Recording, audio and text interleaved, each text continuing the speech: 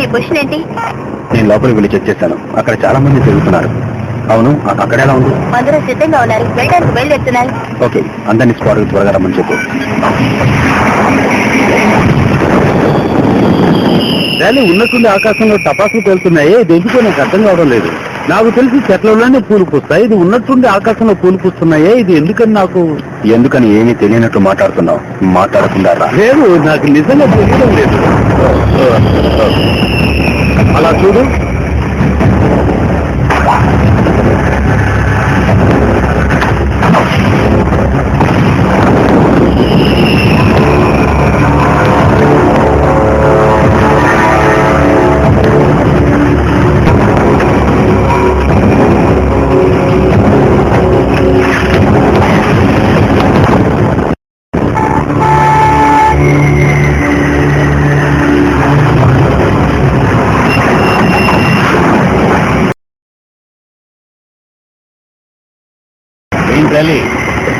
చాలా సేపటి నుంచి నువ్వు వెయిట్ చేస్తున్నావు అనుకుంటాను. సరే, నువ్వు బయలుదేరు. ఇక్కడ బండి రెడీ చేయండి. వెళ్ళేటప్పుడు చాలా భయపెట్టావు. ఇప్పుడు చూసావా పని ఎంత ఈజీగా చేసుకొచ్చానో? నీకంతా తెలుసా? నువ్వు ఏం చెప్పాలనుకున్నావో తెలీదు. బతుకున్న సవాల్తో యుద్ధం. ఇది సాధారణమైన విషయమే కదా. నువ్వు అనుకుంటున్నట్టు వాళ్ళు మామూలు వాళ్ళు కాదు, చాలా డిఫరెంట్. వాళ్ళతో కొంచెం కేర్ఫుల్ గా ఉండాలి. నేను చెప్పింది నీకు అర్థమైందా? నాకు అర్థం కాలేదు.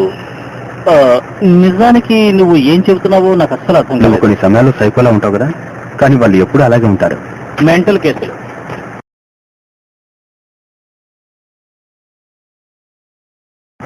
అందరూ రెడీ కండి, మనం వేటకు వెళ్దాం. నాన్న, నేను నీతోనే మాట్లాడుతున్నా. ఏంటి చెప్పు. వేళాకోళ అలాంటి కొంచెం కేర్ఫుల్ గా ఉండు. మనం వెళ్ళిన పని పూర్తి చేసి అందరం అక్కడి నుంచి వచ్చేయాలి, అది కూడా ప్రాణాలతో. నువ్వు నీ వాళ్ళని తీసుకుని ఎక్కడికైనా వెళ్ళొచ్చు, కానీ ఈ రాత్రికి మాత్రం నేను చెప్పినట్టే వినాలి. అదే అందరికీ మంచిది. మళ్ళీ అడ్వైజ్ చేయడం మొదలు పెట్టాడు. నేను వచ్చేటప్పుడే చెప్పాను, అనవసరమైన అడ్వైజర్ నాకు వద్దు అని.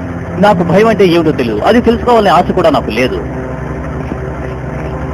నువ్వురా, నువ్వు కొత్తవాడివే కదా, వేటాడటం ఎలాగో నీకు నేను నేర్పిస్తాను, రా. ఇతను ఎప్పుడు నీ మాట అస్సలు వినడా? ఇక వింటాడు. మీరందరూ రాత్రుల్లో చురుగ్గా ఉంటున్నారు, పగల్లో బాగా నిద్రపోతారా ఏంటి? అనవసరమైన ప్రశ్నలు అడుగు, కళ్ళు తెరిచి ఉంచుకో.